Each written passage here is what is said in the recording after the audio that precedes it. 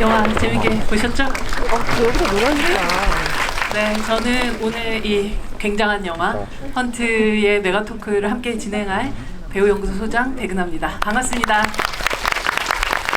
이렇게 꽉 채워준 여러분들한테도 너무 감사를 드리고, 사실 저는 이 영화를 깐에서 리미에르 극장에서도 보고 여기서도 봤는데 여러분들한테 확실히 말씀드릴 수가 있는 게 깐보다 여기 훨씬 더 좋아요. 여러분들 진짜 좋은 환경에서 이 영화 처음 만나셨다는 생각이 듭니다. 영화 보시고 굉장히 궁금함 같은 것들 갖고 계실 테고, 또 특별한 인연을 또 갖고 있는 황동현 감독님과 이정재 감독님 두 분 모시고 그 어디에서도 듣지 못한 이야기 함께 나눠보도록 하겠습니다. 큰 박수 부탁드립니다.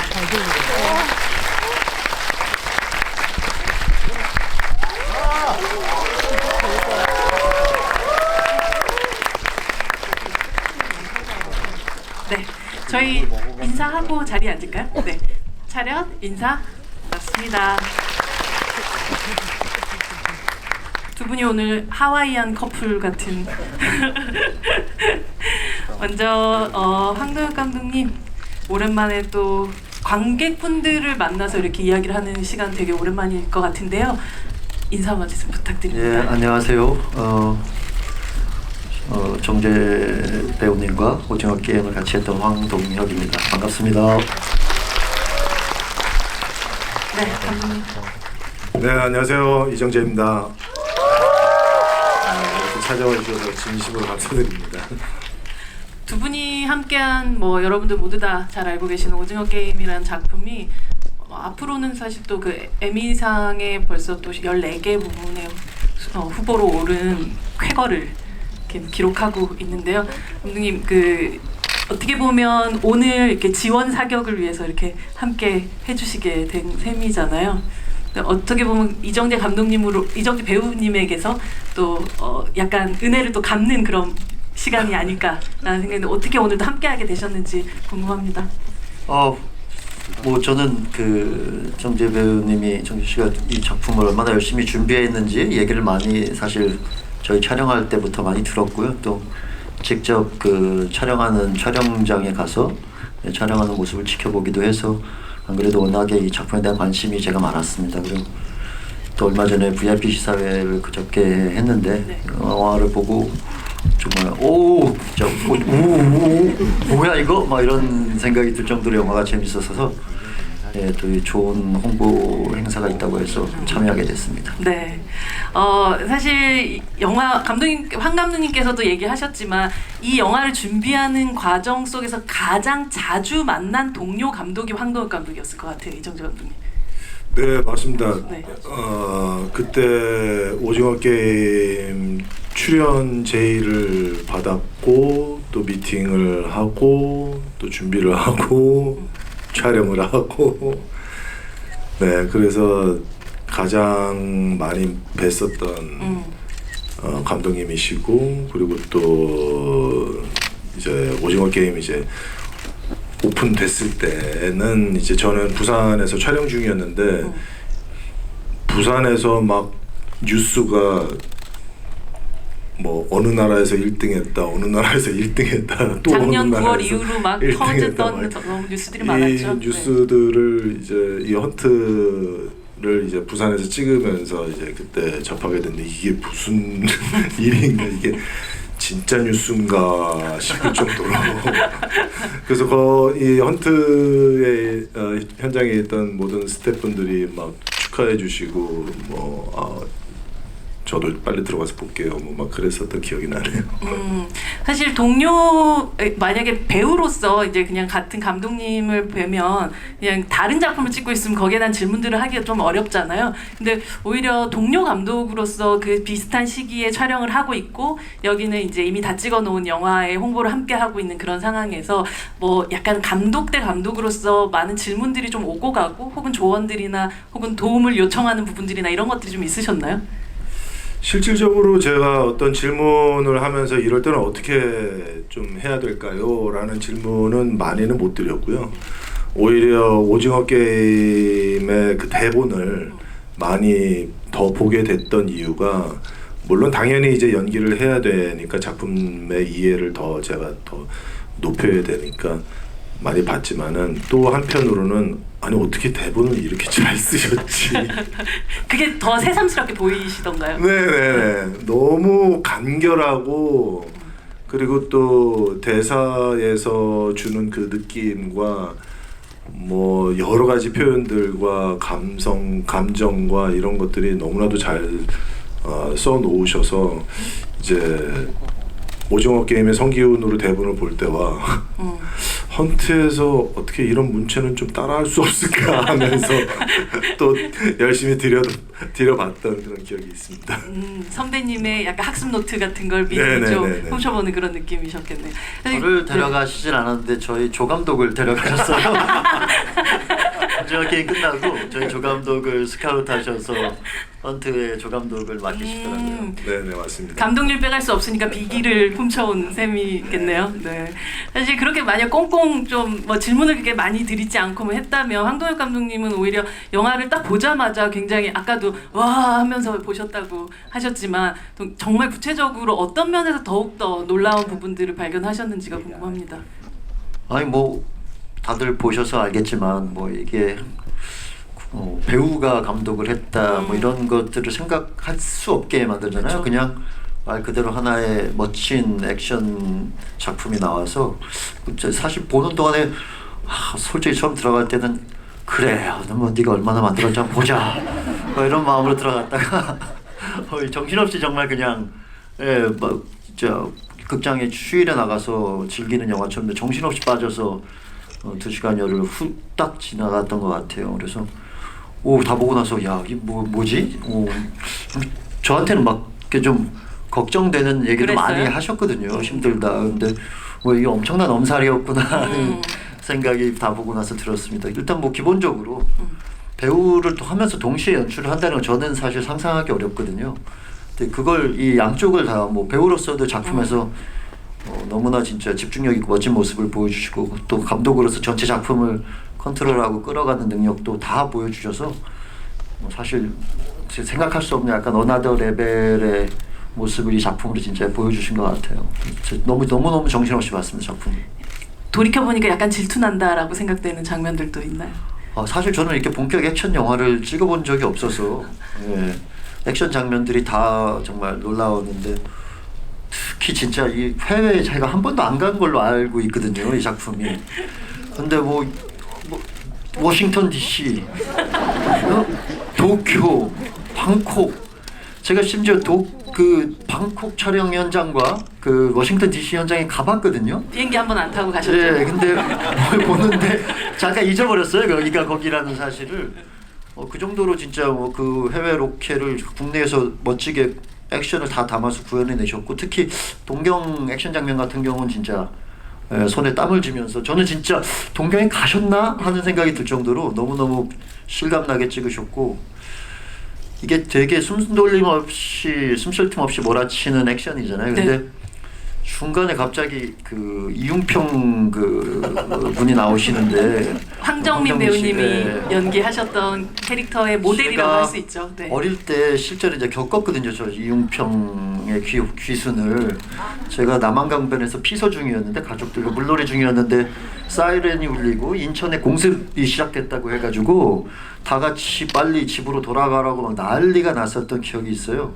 실제 전장이 났다라고 해가지고 그 기억도 떠오르면서 이 숨 돌릴 틈 없이 빡빡한 액션에서 과연 이웅평이라는 사람이 갑자기 나와서 무슨 역할을 하려고 하는지 보는데 그 배우분이 나오신 것도 놀라웠지만 뭔가 잠깐 그 코믹하게 정말 이웅평이 라면이 먹고 싶어서 기승했나?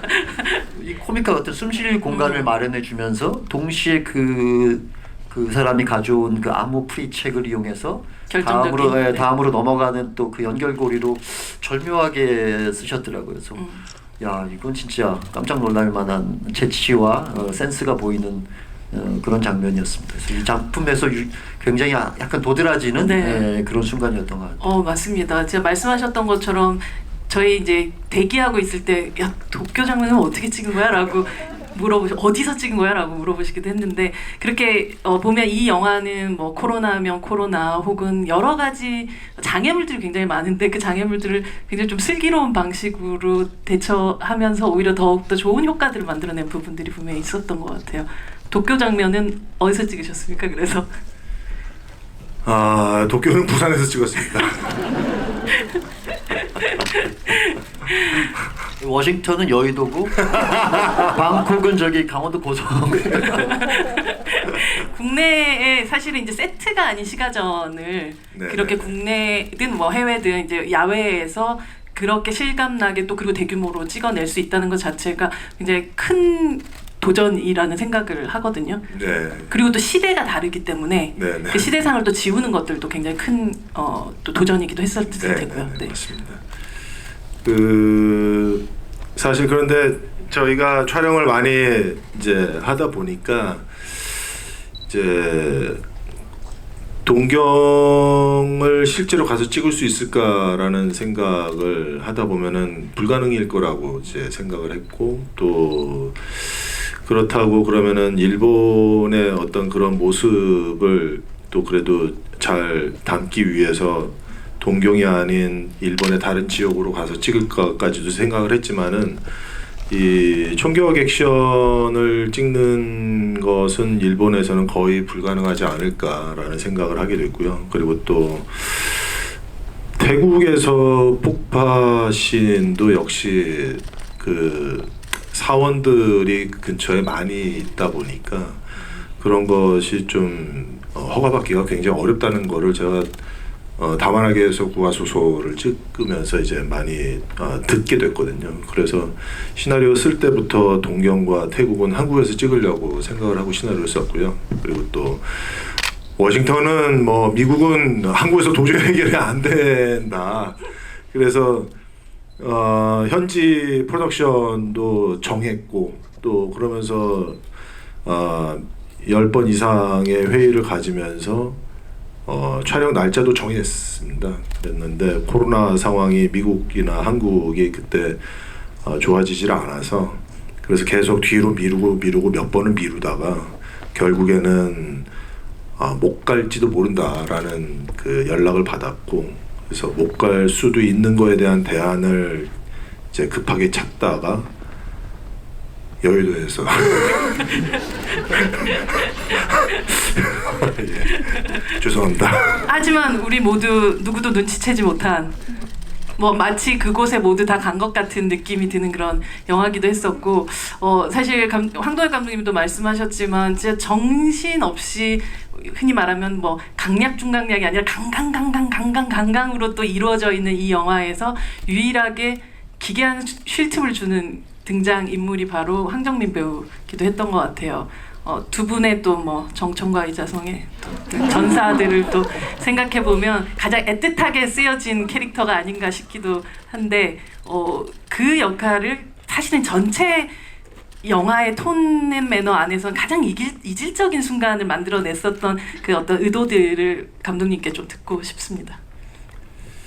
사실 누군가로 인해서 단서가 탁 풀리면서 전체 그 스파이를 잡을 수 있는 그런 그 모멘텀으로 이렇게 딱 바꾸는데 어떤 방법이 필요할까, 또 어떤 인물이 필요할까를 고민하다가 이제 좀 다른 국면으로 이제 넘어가는 그 분기점이 조금 더 극명하게 보였으면 하는 그런 생각 때문에 새로운 인물이 이제 그런 역할을 해주면 좋겠다라고 생각했고, 또 쓰다 보니까 이제 정민이 형이 이제 생각이 났죠.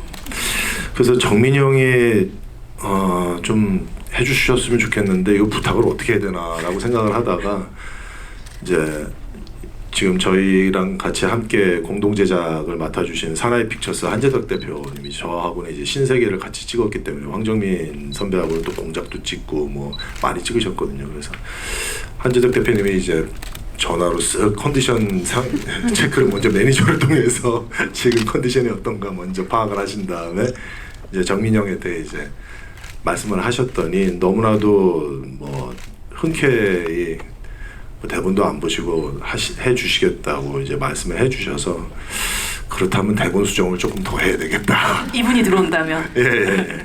그래서 조금 더 재미적인 어떤 그런 위트나 또 들었다 놨다 하는 어떤 그런 그 형만의 아주 특출난 그런 연기력을 조금 더 보여드린다면 관객분들이 훨씬 더 좋아하시지 않을까 싶어서 막 들었다 놨다 총도 뺏고 뭐 허허허허 하면서 막 웃으면서 책상도 다시 갖다 놓고 뭐 그런 장면으로 조금 더 수정을 해서 이제 드렸죠.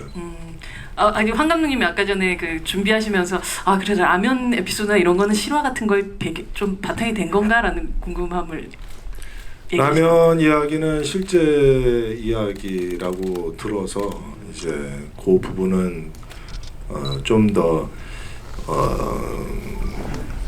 사실은 써야 될지 말아야 될지 고민을 많이 했는데요.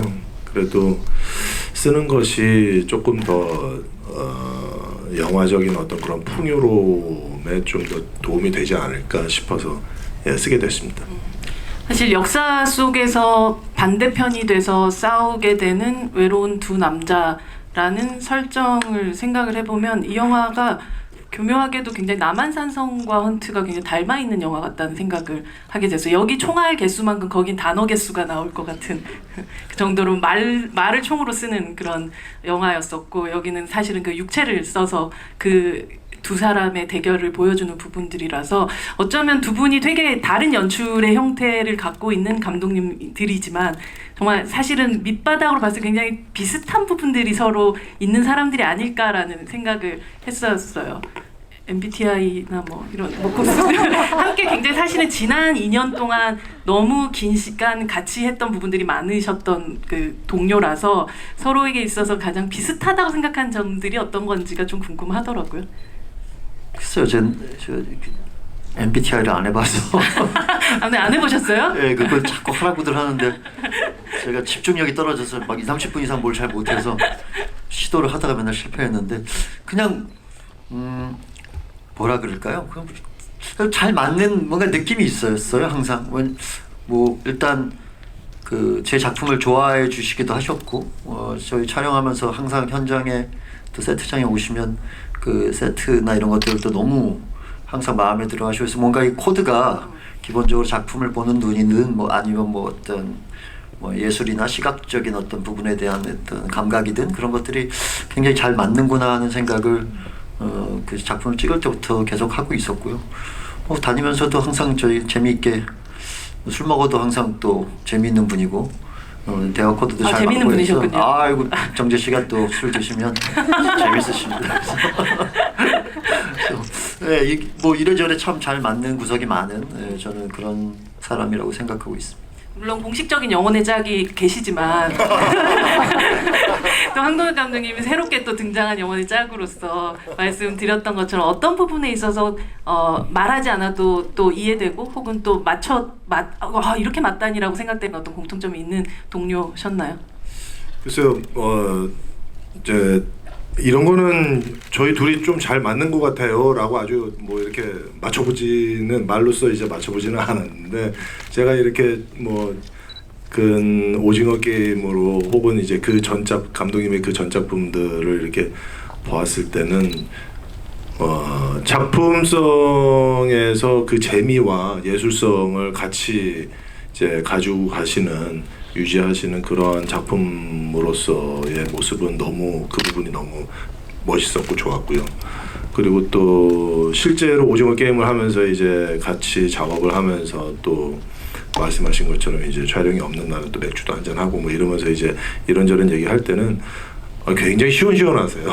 네, 그리고 또 뭐 저보다 훨씬 더 유머도 많으시고, 그리고 또 무엇보다도 되게 따뜻한 마음을 이제 사람들이 느낄 수 있을 정도로 표현을 잘 하세요. 그래서 본인과 함께 일하고 있는 그 스태프분들의 소중함을 표현을 또 잘 하세요.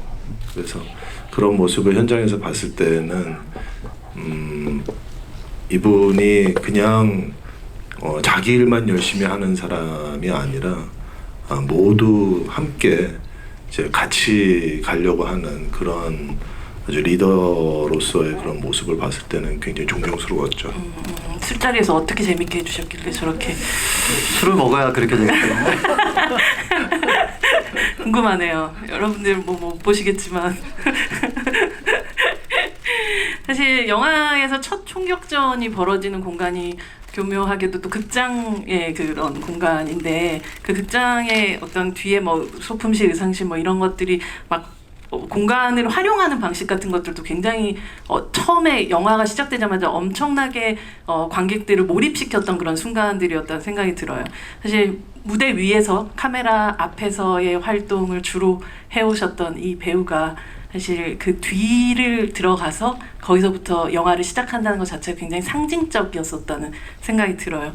그래서 정말 그 뒤에서 정우성 배우가 어쩌면 피나 닦으세요라고 얘기하던 그 순간이 그래도 나를 결국은 그 위험에서 구해주는 것도 동료이기도 한 이 모든 것들이 사실은 이 사람이 이 영화를 그냥 하나하나의 그냥 대사나 혹은 상황들을 허투루 쓰거나 혹은 그냥 영화를 위해서만 쓰진 않았구나.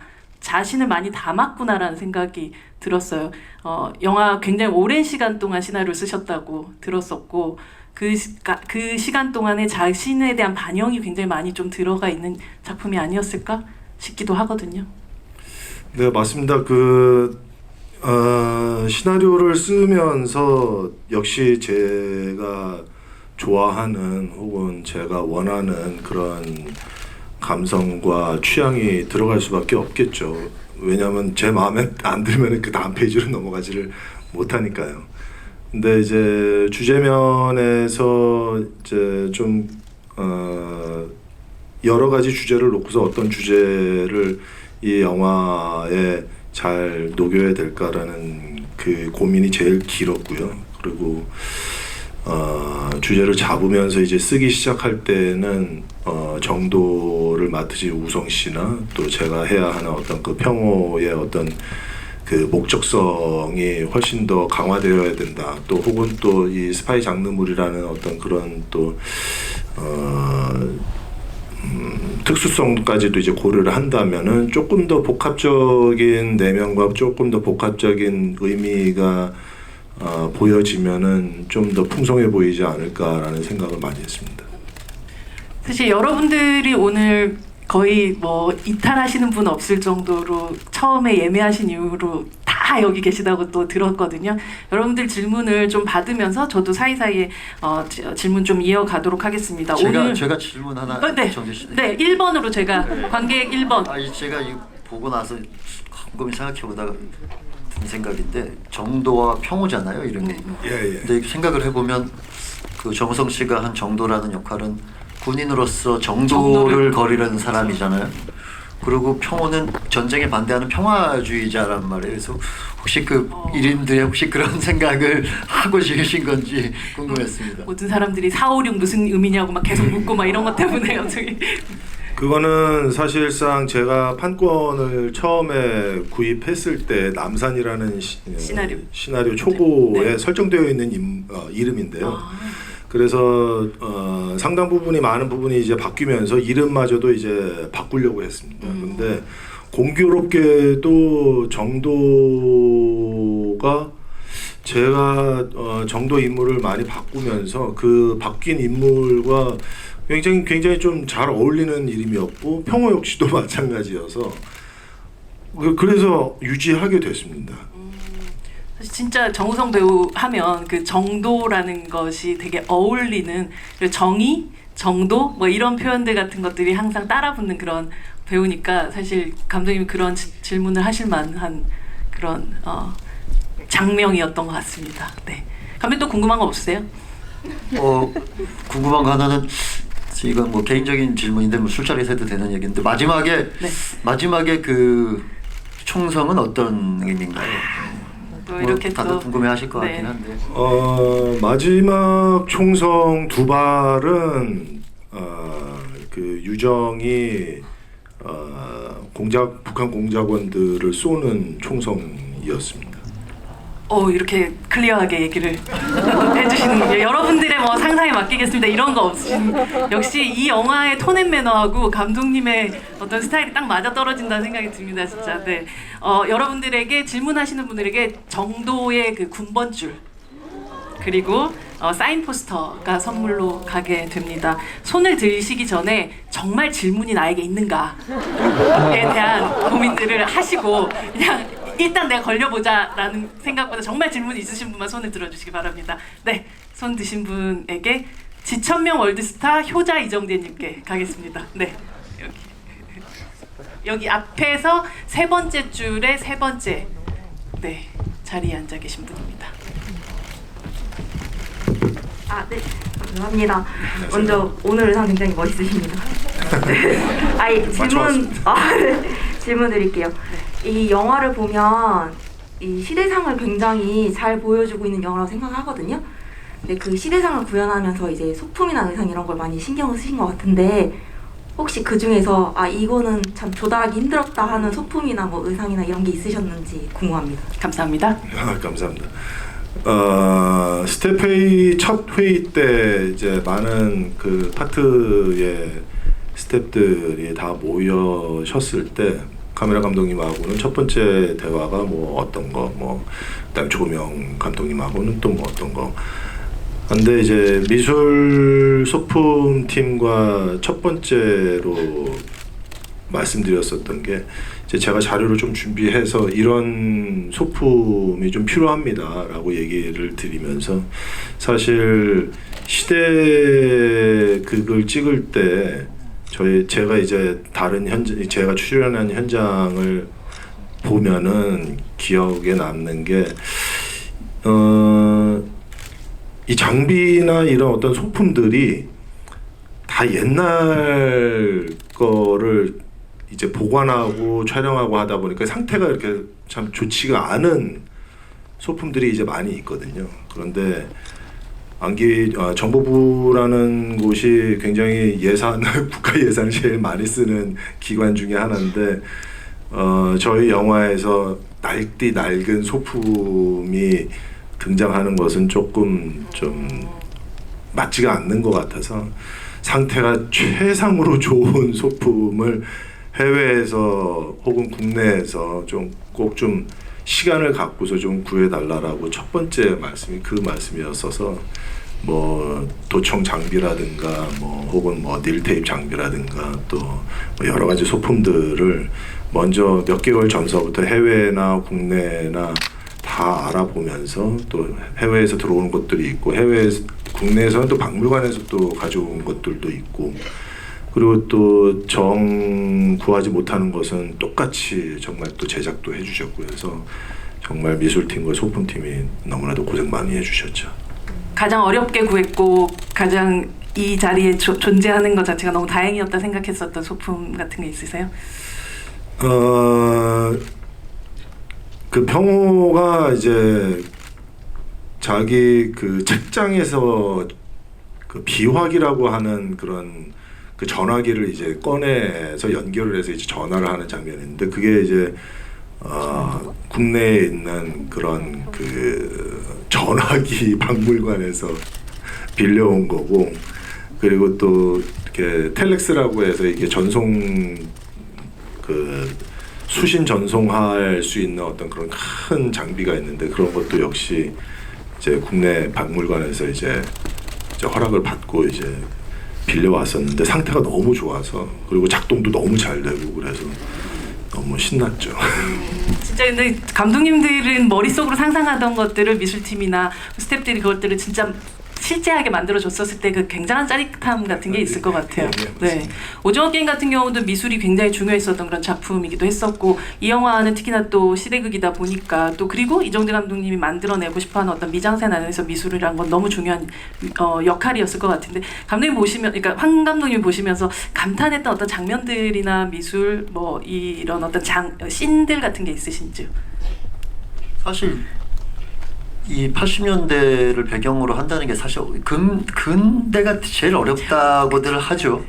왜 아예 저기 조선시대로 가버리면 남한산은 괜찮. 뭐 그것도 어려우셨잖아요, 네, 그쵸? 그것도 뭐 어렵긴 했는데 어차피 그건 이제 포기하고 다 만들어야 되거든요, 거의. 그러니까 좀 아예 그런 식으로 접근하는데 이건 이제 구해야 되는 것과 만들어야 되는 것들이 막 혼재하고 있고 우리의 기억에 있는 것들이 있다 보니까 더 사실적이어야 하는 것들이 있어서 아마 굉장히 힘드셨을 것 같은데 아니 이게 뭐 한 장면이 아니라 전반적으로 쭉 보면 액션 영화이기 때문에 아무래도 이렇게 빨리 움직여서 배경 같은 것들이 인지가 안 될 때가 많은데 보통 액션 영화들이 네네. 이 작품은 계속해서 나오는 그 디테일들이 아까 말씀하신 그 전화기도 제가 기억이 나시죠? 네, 기억이 날 정도로 깜짝 뭐 저런 전화기를 어디서 갑자기 꺼내서 귀에 대고 막 이렇게 막 하시는데 와 저런 디테일은 어디서 진짜 저는 그런 전화기가 있는 상상도 못했는데 너무 그 리얼하게 보이는 거예요 그 장면에서 그걸 쓰는 그러니까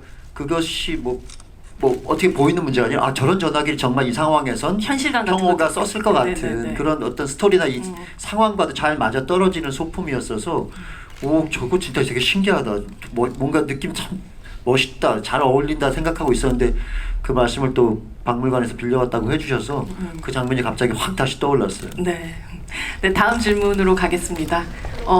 감독님 이정재 감독님이 한 분. 네 저기 남성분 헌트 이렇게 높이 네. 예. 둘, 셋, 네 번째. 네, 카메라가 앞에 있는 그 분이신 것 같은데요. 네. 네. 이번 영화 두 번째 감상하면서 조유정 역할? 캐릭터가 네. 대사하는 게 좀 의미심장하게 느껴졌는데요. 그 술자리에서 약간 그 민주주의에 대해서 발언하는 게 결국에는 북한 스파이였던 게 드러나면서 그 대사들이 더 인상 깊게 들었는데 그런 걸 염두에 두시면서 그 대사를 쓰셨는지 궁금하고 또 혹시 약간 유사 모녀 관계처럼 보이는데 부녀. 예, 유사 부녀 관계처럼 보이는데 굉장히 네, 뭐 어머니를 담당하고 계시긴 하죠. 유사 청담동에서 네 주로 네. 네, 유사 부녀처럼 보이긴 하는데 혹시 그런 장면을 좀 더 설득력 있기 위해서 좀 더 추가하셨을 만한 장면이나 잘린 장면들도 있는지 조금 궁금합니다. 감사합니다. 시나리오 초 남산에서 가장 많이 바꾼 부분이 바로 그 둘 관계 설정이거든요. 남산에서는 그 둘이 잠자리도 하고 뭐 그다음에 굉장히 뭐 좀 이해하기 힘든 그런 관계로 저는 느껴졌기 때문에 그 부분부터 빨리 바꿔야 되겠다라고 생각하면서 두 관계를 어떤 식으로 바꿔야지 이 영화 안에서 주제와 함께 잘 어우러질까라는 고민을 굉장히 많이 했고요. 그리고 그렇다 보니까 이제 또 자주 나와서 이 영화는 어차피 이제 평호와 정도의 두 사나이의 이야기를 그리는 영화이다 보니까 유정 캐릭터가 짧게 나오지만은 어쩔 때는 의미심장하게, 어쩔 때는 또 임팩트 있게 또 그렇게 나와 주기를 바랬고 그러다 보니까 나올 때마다 조금씩 그 대사를 더 다른 캐릭터 대사보다는 더 막 많이 고치기도 하고 이렇게 써봤다가 또 다시 지우기도 하고 또 다시 쓰기도 하고 했었던 그런 과정이 되게 많았었던 캐릭터인 것 같고요. 그리고 제가 제일 좋아하는 대사 중에 그 포장마차 씬에서 이제 아저씨가 정보부에 얼마나 있었다고 뭐 13년 독재자보다 더 나쁜 놈들이 독재자의 하수인이래 그러면서 세상이 변화가고 있는데 멍청해라는 대사를 하게 되는데 아마 유정은 훈련을 받고 내려왔지만은 벌써 자유를 갈망하는 젊은 자기 또래의 친구들을 보고서 아마도 거기에서 벌써부터 금방 신념이 바뀌었을 거라고 저는 생각을 했거든요. 자기는 벌써 이렇게 바뀌었는데 너는 얼마나 이 생활을 하고 있냐라고 되묻는 장면이었고 13년이라고 얘기하고 세상이 변하고 있는데 멍청해라는 다시 유정의 얘기를 하고 그리고 이제 아마 평호는 그러면서 이 아이의 변화를 계속 눈여겨봤을 거고 그러면서 본인도 아마 조금씩 금이 가지 않았을까 그러면서 이 유정은 좀 보호해주고 싶은 마음이 더 들었을 것이고 마지막 평호의 대사가 넌 다르게 살 수 있어라는 대사까지 연결이 되는 걸로 네 이렇게 쓰게 됐습니다. 사실 영화가 이제 각각들이 비밀을 계속 품고 있고 그것들을 파헤쳐 나가는 과정들이 있다 보니까 2번 정도 보시면 진짜 말씀하셨던 것처럼 아 저기에 저런 함의들이 있었구나라고 생각하면서 곱씹어서 좀 볼 수 있는 대사들이 굉장히 많았던 것 같아요.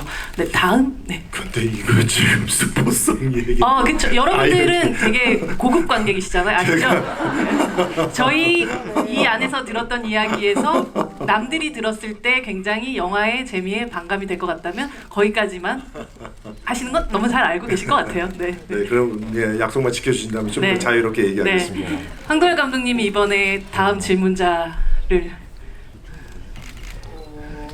굉장히 어렵죠 이런 일이.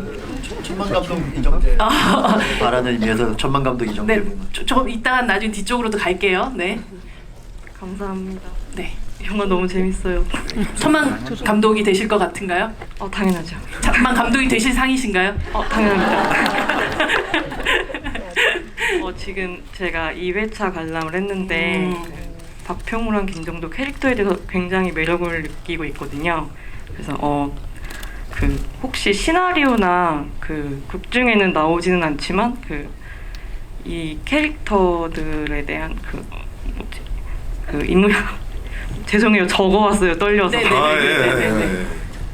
그래, 시나리오나 읽으셔도 극 됩니다. 중에는 나오지 않는데 이제 감독님이나 배우분만 알고 있는 그런 캐릭터에 대한 설정이 있는지 편집된 혹은 뭐 장면이 있는지를 혹은 말씀하시는 뭐 건가요? 대사로 네. 표현되진 않았지만 두 사람끼리는 우린 이런 관계였을 거라고 설정한 네. 부분들이 있는지가 네, 궁금하신 네. 거죠? 네.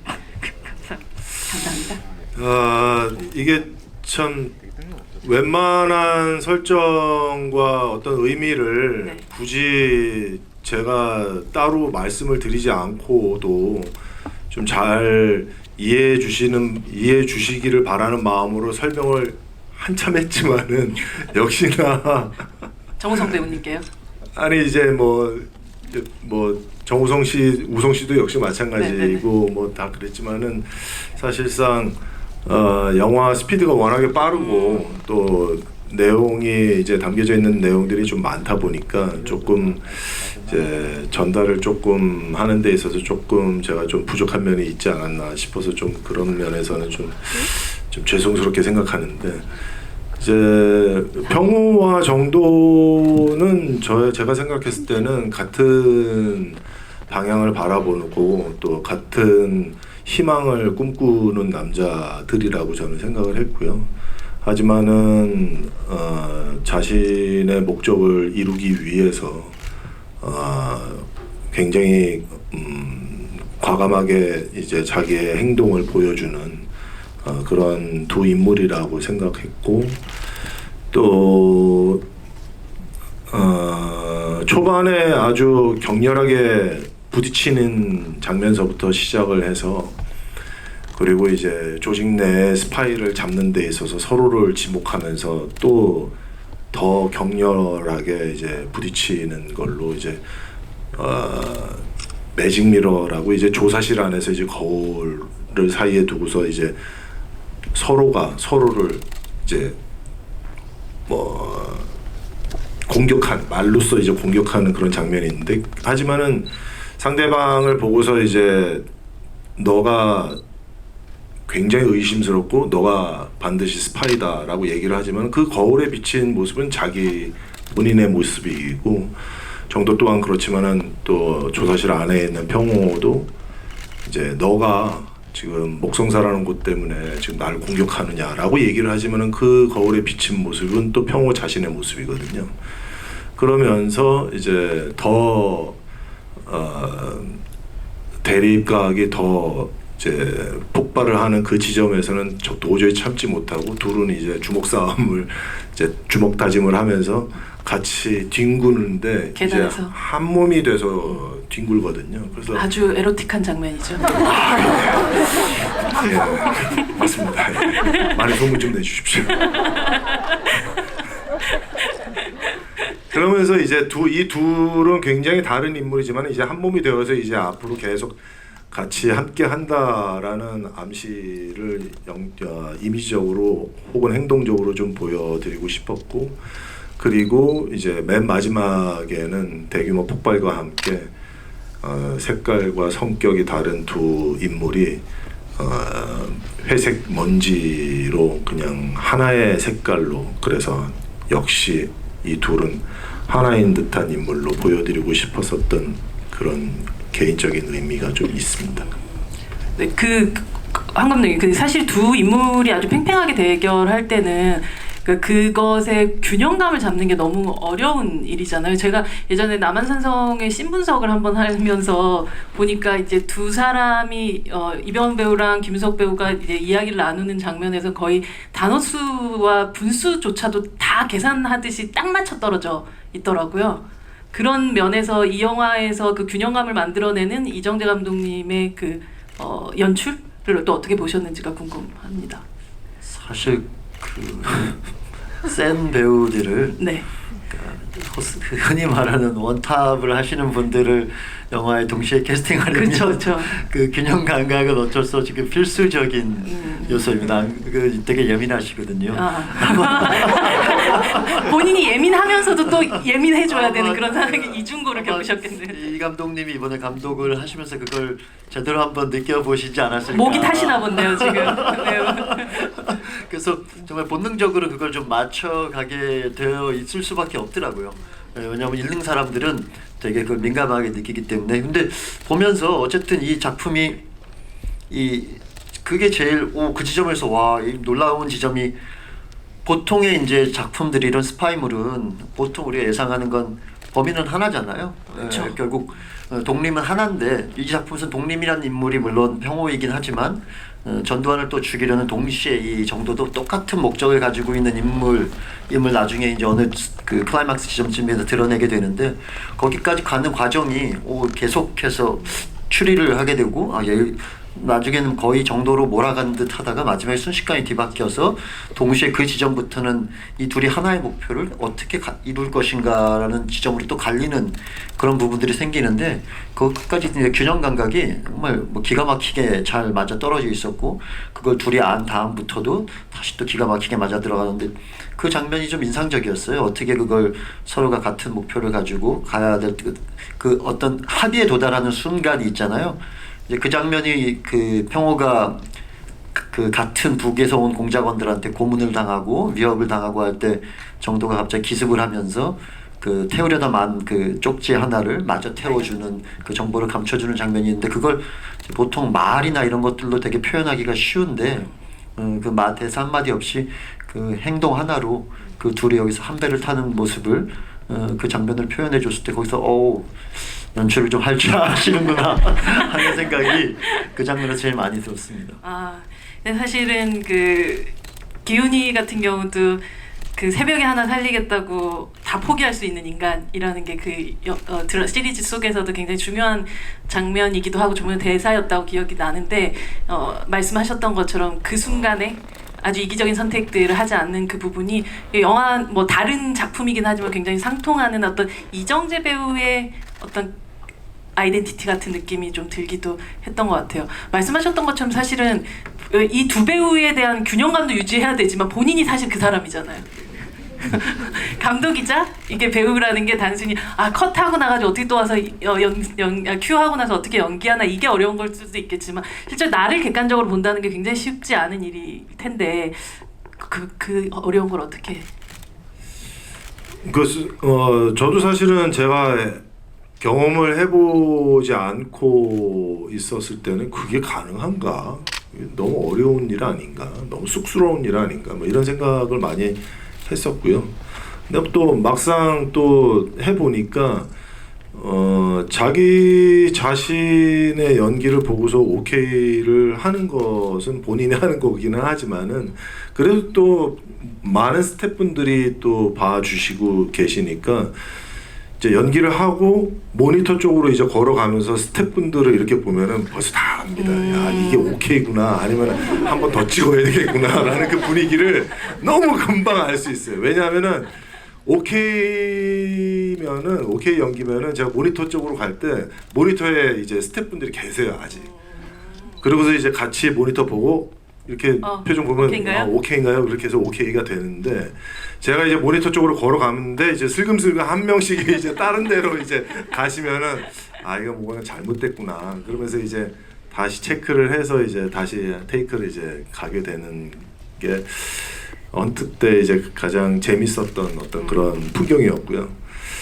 뭐 말씀하신 대로 투탑 구조의 시나리오를 쓰기가 굉장히 까다롭습니다. 맞습니다. 그래서 51% 정도로 누군가에게 멋스러움이 있다든가 뭔가 조금 더 주제와 가까이 있다든가 혹은 무언가가 더 1%라도 더 상대방에게 있다면은 이 나머지 배역이 이제 캐스팅이 잘 안 되거든요. 그리고 현장에서 끊임없이 얘기합니다. 좀 이렇게 바꾸면 안 돼, 좀 이런 것 좀 하면 안 돼라는 식으로 끊임없이 얘기를 하는 모습을 뭐 너무나도 많이 봐왔고 또 어렸을 때는 저도 그런 이야기를 감독님이 또 요구했었던 저의 또 어떤 그런 부끄러웠던 시기도 과거가 있었고 있었군요. 예. 그러다 보니까 이제 밸런스 맞추는 게 굉장히 어렵고요. 또 더군다나 우성 씨는 저의 아주 절친이면서 아주 뭐 오랜 동료이기 때문에 그 밸런스 맞추는 거가 이제 제 거를 챙기는 것보다는 오히려 우성 씨 거를 챙기면서 밸런스를 맞추어 갔었던 게 그랬던 기억이 많이 나요. 그럼에도 불구하고 정우성 씨가 슬쩍 와서 너무 이쪽으로 기운 게 아닌가라고 얘기하는 순간 없었나요?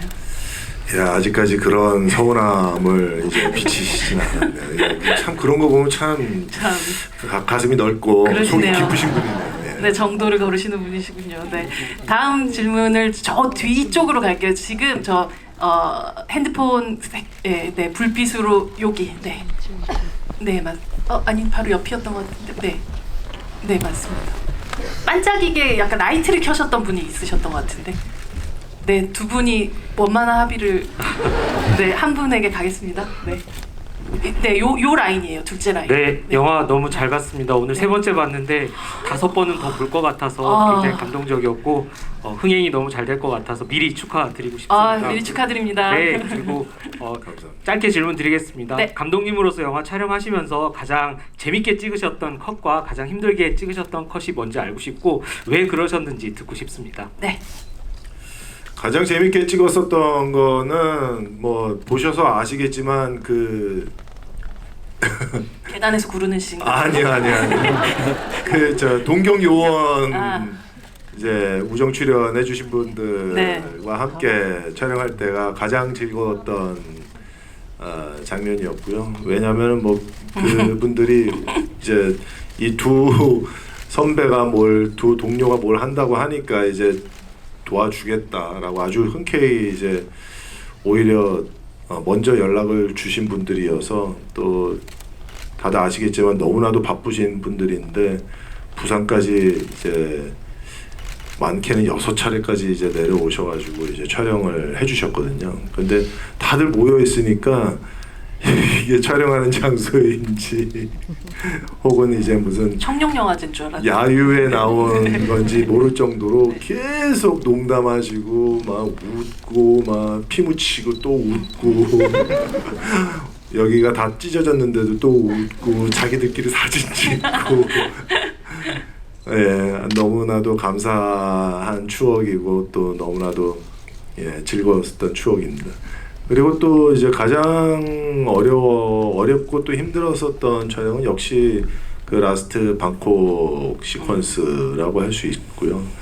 워낙에 많은 출연자분들도 많이 나오시고 또 상황이 계속해서 이제 그 짧은 시퀀스 안에서도 국면이 계속 몇 번씩 이제 바뀌는 것을 또 잘 찍어냈어야만 됐고 또 대규모 폭발도 있고 총격도 뭐 한두 명이 하는 것이 아니라 막 몇십 명씩 동시에 막 이제 총기를 이제 사용하다 보니까 이제 안전 같은 것도 또 더 유독 이제 신경을 썼어야만 됐고 뭐 여러 기술이 아주 집약적으로 아주 또 또 혹은 이제 전체적인 어떤 그런 예산이나 물량 면에서도 아주 집중됐었던 그런 시퀀스여서 뭐 그 시퀀스가 가장 어렵기도 하고 힘들기도 하고 그랬었던 장면입니다. 인질이 되지 말았어야지 뭐 이런 대사처럼 내가 왜 스스로 인질이 되었나 싶은 현장에서 내가 왜 연출을 하게 되었나에 대해 후회가 막심하다라고 생각되는 순간들도 있으셨을 것 같아요. 네, 맞습니다. 그 좀 연출을 좀 해주십사 만났었던 또 부탁드렸었던 그 감독님들이 얼굴에 막 스쳐 지나가고 참 많으셨더라고요. 네. 그 양반들 중에 한 명이라도 좀 해주셨으면 내가 이 고생은 안 하는 건데라는 생각이 막 수만 번도 더 들었죠. 예. 사실 마이파더 같은 경우는 감독님 첫 번째 작품이셨잖아요, 황 감독님의. 그러니까 사실 첫 영화를 찍는다는 거는 아직까지 경험하지 못했던 것들을 매번 새롭게 경험해야 되는 일이셨을 거예요. 그러니까 그 시기가 또 좀 떠오르기도 하셨지 않았을까 싶기도 하거든요. 뭐 저는 어쨌든 감독을 하려고 계속 준비를 해왔던 사람이고 또 하지만 현장 경험 같은 경우는 거의 한국에서 없었던 사람이고 그래서 더 떨리고 힘들었던 것 같아요. 첫 작품이. 그래도 또 정재 씨는 조금 다른 케이스. 현장 경험은 너무너무 많고 이미 뭐 영화 현장에서 베테랑 중에 베테랑이지만 또 전혀 안 해본 생소한 분야에 도전을 하시는 거였어서 뭔가 약간 비슷하면서 다른 그런 데뷔가 아니었을까 싶어요. 신인 감독은 힘들죠. 신인 감독이 제일 힘든 건 신뢰를 얻어야 되는데 배우와 스태프들로부터 감독으로서 사실 그 신뢰를 얻는 과정이 이제 되게 까다로운 거죠. 왜냐하면 저보다 다 이 분야에서 더 많은 시간들을 보내왔던 사람이 대부분이고 그래서 얘가 어떻게 하나 보자라고 이렇게 눈에 쌍심지를 켜고 다들 보시기 때문에 그 처음에 한 달 뭐 예를 들면 한 10회차 안에서 내가 과연 이들의 신뢰를 획득할 수 있는가 그게 제일 두렵고 힘들었던 일인 것 같아요. 근데 아마 뭐 어느 정도는 비슷한 느낌을 가지지 않으셨을까 싶어요, 감독으로서. 어떠셨어요? 네, 맞습니다. 되게 핸디캡 중에 하나가 연기자가 연출을 한다는 것에 대해서 이제 아주 좋은 사례가 뭐 많지가 않아서 그래서 이제 그런 부분의 모든 스태프분들 혹은 이제 배우분들까지도 이정재가 연출하는 것이 굉장히 리스키한 게 아닌가라는 생각들을 많이 하실 텐데 제가 그런 부분에 있어서 어떻게 하면 더 저분들이 불안해하는 저 마음을 무엇으로 제가 빨리 감독님이 말씀하신 것처럼 신뢰를 드릴 수 있을까라는 거에 있어서는 역시 시나리오와 그 다음에 또 프리를 준비하면서 회의를 해 나가는 과정에서 제가 더 준비를 많이 해서 더 생각을 많이 얘기하고 또 의견이 다르다면은 굉장히 또 논리적으로 설득을 해야 되고 또 어떨 때는 또 그분의 아이디어가 좋다라는 것은 바로바로 그 자리에서 인정을 해서 바로 또 수정을 또 해 나가야 되는 부분이 역시 신뢰를 쌓을 수 있는 그런 물리적인 시간은 좀 필요했습니다. 네, 다음 질문을 받도록 하겠습니다. 여기에 제일 끝줄에 있는 네, 지금 이렇게 들고 있는 네, 맞습니다. 조금 더 내려오시면 되겠네요. 네. 네. 너무 영화 잘 봤습니다. 저 중학교 때부터 팬이었어요. 늦게 입덕하셨네요. 네. 저 영화 마지막 끝장면에서 태국에서 이제 그 김 부장님께서 가고 싶은 어디든 일이 끝나면 보내주겠다고 하셨는데 그게 혹시 정착지가 정해진 건지 아니면 본인이 죽을 걸 알고 있었는지 아니면 정작 북한이든 어디든 가보겠다고 생각을 안 해본 건지 궁금합니다. 예. 그게 정도 입장에서는 네가 나를 도와줘서 작전을 잘 성공만 해준다면 내가 너 살려줄게 라는 뜻이라고 생각했고요. 그리고 평호가 거기에서 과연 어떤 생각을 했을까는 조금 저도 좀 여러 가지 복합적인 생각이 좀 들지 않았나라는 생각이 들지만은 바로 뒤에서 저격병이 어느 위치에 있다라는 것을 알게 되다 보니까 훨씬 더 평호 입장에서는 지금의 상황이 훨씬 더 복잡해졌을 거라고 생각하고요. 만약에 내가 정도를 도와서 진짜 정도가 원하는 방향으로 목표가 이루어진다면은 이거 뭐 정우성이 한 말이니까 약속은 지켜주겠지라는 생각도 좀 하게 되면서 야 나 그러면 저 유럽 어딘가로 좀 잘 좀 보내주면 안 되겠냐. 정도가 아니라 정우성이야. 야 내가 너 도와줬잖아. 그러니까 나도 좀 좋은 데로 좀 보내줘. 그래서 아마 좀 평호를 좀 안전한 곳으로 좀 보내주지 않았을까요? 그 약속을 지키지 않았을까요? 네, 거의 아마 마지막 질문이 될 것 같은데요. 황도혁 감독님이 한 분을 마지막 질문자를. 제일 뒤에 양손 저으시는 분. 네. 어둠 속에 계시는 굉장히 귀신데. 그러게요. 팔이 엄청 기신데. 네. 네. 감사합니다. 네. 감사합니다. 네. 오징어 게임에 쌍문동에 살고 있어요. 그렇군요. 네. 쌍문동 사시는 안녕하세요. 성규 씨랑 함께 사셨던. 네. 저는 이제 스파이 이제 간첩으로 지목되는 그 독림이랑 천보산이라는 그 단어가 좀 어떤 의미가 있는지에 대한 좀 궁금증이 있었어요. 이제 70년대 보면은 이제 동백님 사건이라고 해서 실제로 그 간첩 이제 사건이 있었던 걸로 저는 이제 기억을 하는데 혹시 그 독림이라는 그 단어 자체도 좀 그런 데서 어원이 온 건지 아니면 또 다른 의도가 있었는지 좀 그런 부분이 좀 궁금합니다. 네. 천보산도 마찬가지로 네. 좀 어떤 의미가 들어있는지 궁금합니다. 감사합니다. 독림이라는 그 코드네임은 원래 그 남산 초고에 있는 이름인데 그게 왜 독림인지는 설정이 되어 있었거든요. 근데 제가 수정을 하면서는 그 독림의 그 이름 풀이 과정이 그 장면이 저한테는 사실 중요하지가 않는 장면이어서 저는 그 선택을 하지 않았고요.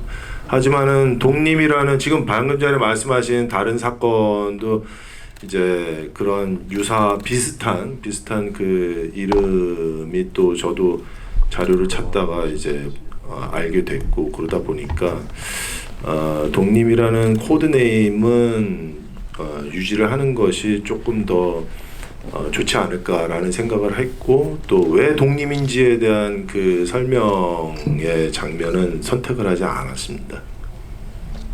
천보산 역시 이제 특별한 그 이름의 뜻은 없고요. 독림과 천보산 이제 평호와 유정이 필요한 그 코드네임으로서만 존재하는 이름입니다. 남도 북도 아니고 동쪽이 아니었을까 싶기도 하거든요. 두 사람이. 네네네. 사실 이 영화 아까 캐스팅에 대한 이야기들도 많이 뭐 나오기도 했지만 약간 이 영화의 캐스팅을 보면 내일이 없는 감독이 찍은 어떤 선택이구나. 내가 두 번째 영화를 찍을 수 있을지 없을지 모르겠으니 내가 가지고 있는 모든 주변을 다 때려 박으리라 이런 느낌 같은 것도 사실 있어요. 근데 그건 모든 첫 번째 영화를 찍는 감독들의 동시에 두려움이기도 한 것 같거든요. 사실 찍으면서 혹은 준비하면서 나한테 다시 연출의 기회가 주어지지 않을 수도 있지 않을까라는 그런 두려움 같은 것들은 사실 없으셨는지 궁금해요. 뭐 지금 보니까 한 100편도 더 찍으실 것 같기도 하지만. 아니요. 저는 연기를 더 열심히 할 거고요. 네. 근데 이제 많은 스태프분들과 배우분들이 굉장한 열의를 보여주셨고 그 첫 회의 때서부터 계속 회의가 진행될 때마다 이 정도로 열심히 준비하시고 열의를 보이시나라는 그 모습에 되게 좀 많이 놀랬고요. 그리고 또 이분들이 배우만큼의 아티스트들이구나라는 생각을 굉장히 크게 갖게 되다 보니까 이제 좀 더 저도 분발하고 좀 더 열심히 해야 되겠다라는 생각을 하면서 모든 것을 다 이제 쏟아내야 되겠다라는 그런 책임감으로 일을 하게 됐습니다. 그래서 그렇죠. 예, 저에게 두 번 다시 연출은 없다. 그 절대라고 말씀하시면 안 되는데.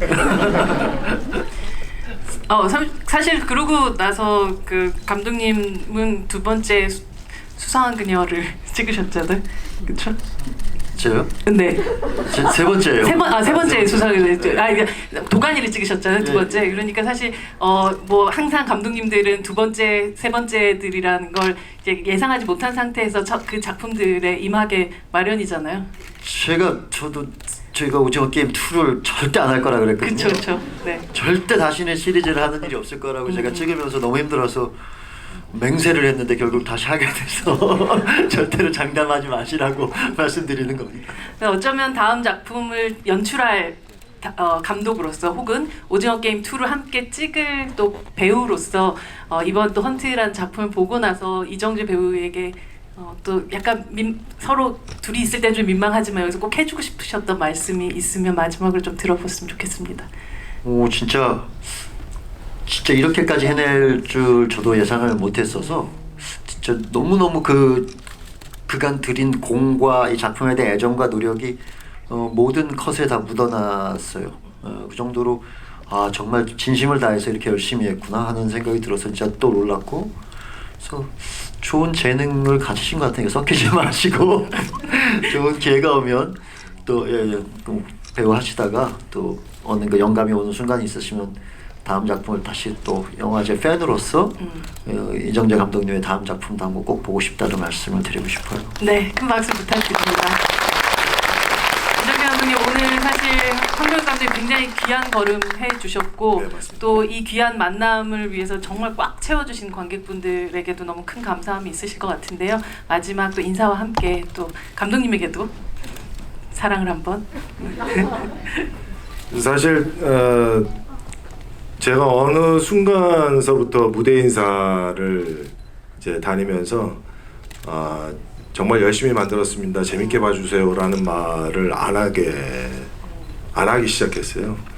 열심히 만드는 건 당연한 거고 또 열심히 만드는 것 때문에 재밌게 봐달라는 말이 어느 순간서부터 이렇게 목에서 이렇게 탁 걸리면서 나오지를 않더라고요.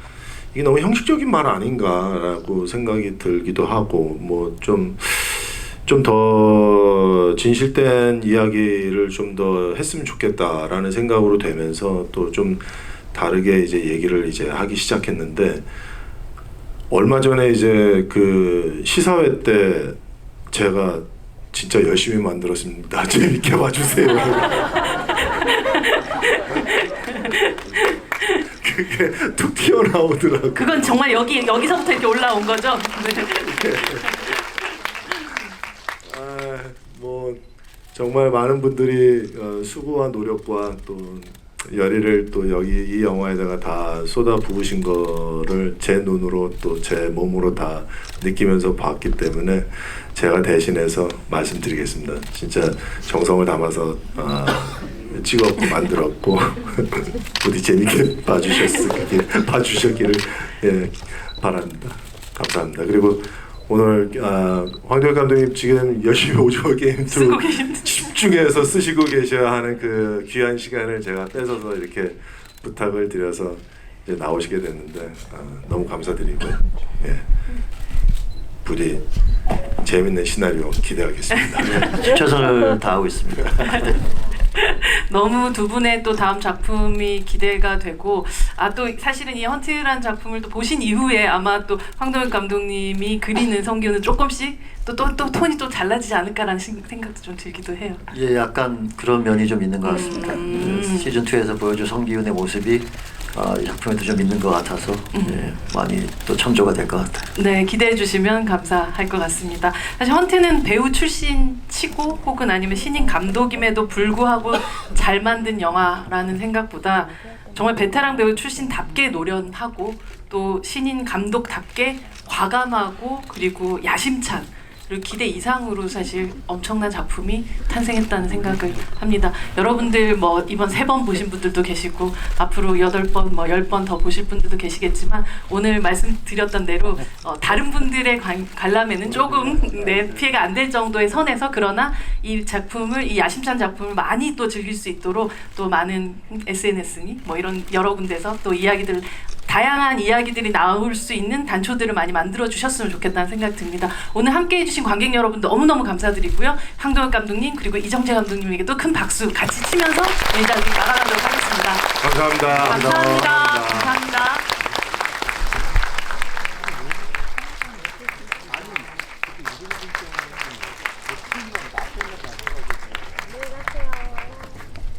안녕히 가세요. 감사합니다. 안녕히 가세요.